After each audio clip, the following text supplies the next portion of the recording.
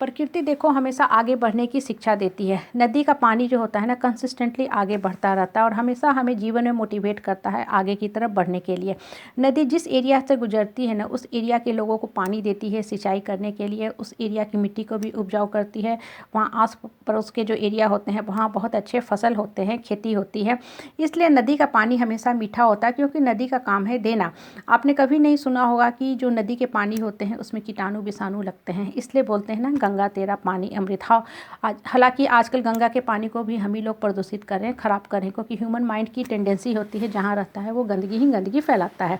अब देखो समुंदर का पानी जो होता है, सागर का पानी होता है, वो सिर्फ अपने में लेने का कोशिश करता है, समाने का कोशिश करता है। वो नदिया की पानी लेता जाता है, उसका काम ही नहीं है देना। तो समुंदर का पानी हमेशा खारा होता है, सॉल्टी होता है। कभी सुना है समुंदर के पानी में बहुत अच्छा खाना पकता है?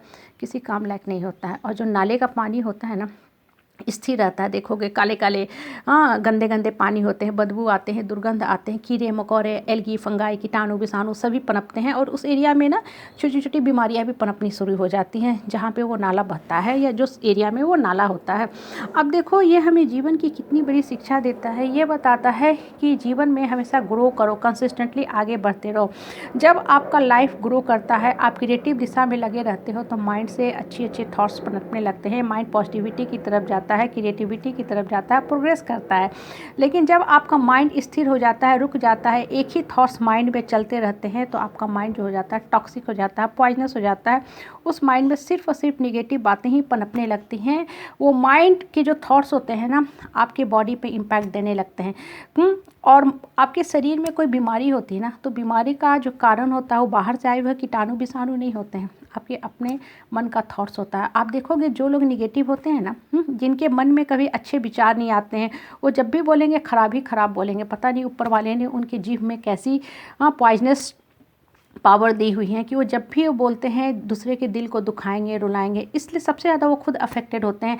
एक बीमार ख़त्म नहीं होती कि उन्हें दूसरी बीमारी पकड़ लेती है, दूसरी ख़त्म नहीं कि वो मोर और लेस हमेशा बीमारी के ही घर बन जाते हैं, बीमारी लेके ही घूमते हैं।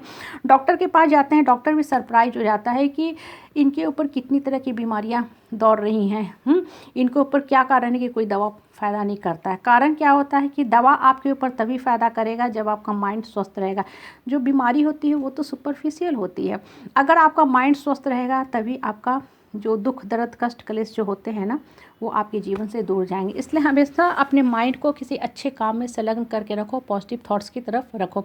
आप देखो परिवार में, समाज में, परिवेश में जहाँ हम रहते हैं, कुछ लोग इस प्रवृत्ति के होते हैं, वो सिर्फ लेना चाहते हैं। लेना मतलब वो चाहेंगे आप हमेशा सेवा करते रहो, हमेशा एक पैर पे खड़े रहो, उनकी हाँ में हाँ मिलाते रहो, चापलूसी करो, चमचई करो, वो अपनी दबंगई दिखाते रहेंगे।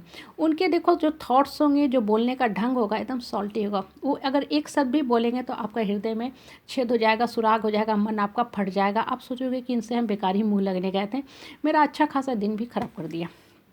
और वहीं देखो कुछ लोग जो अच्छे विचार के होंगे ना वो दूर भी रहेंगे ना, फिर भी उनके जो विचार से आपके मन को शीतलता रहेगी। जैसे हिमाचल में जो हवा चलती है ना वो दिल्ली में भी ठंडा देती है, दूसरे इलाकों में भी ठंडा ही देती है। लेकिन जो हवा राजस्थान से आती है वो गर्मी लेके आती है, धूल मिट्टी बालू लेके आती है, जिसे हम लू कहते हैं। इसलिए माइंड में हमेशा अच्छी अच्छी बातें भरते जाओ, पॉजिटिव थॉट्स भरते जाओ, माइंड को उच्चतम दिशा में लेके जाओ।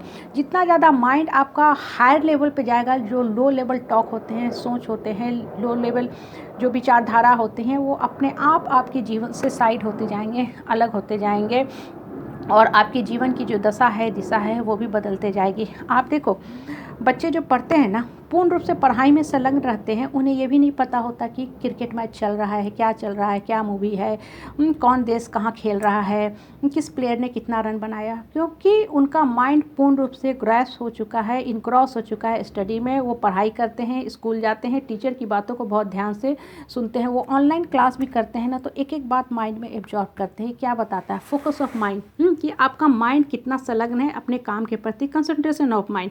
आप पूजा पाठ मंत्र का जाप करते हो, अगर आप तन्मयता से, आत्मीयता से मंत्र का जाप कर रहे हो और आपने 15 मिनट 20 मिनट का टाइम साइड करके रखा है, उस दिन आप देखना फील करोगे, अनुभव करोगे कि आपका 20 मिनट का टाइम कब खत्म हो गया आपको पता ही नहीं चला, क्योंकि आपका माइंड पूर्ण रूप से भगवान का ध्यान में लगा हुआ था।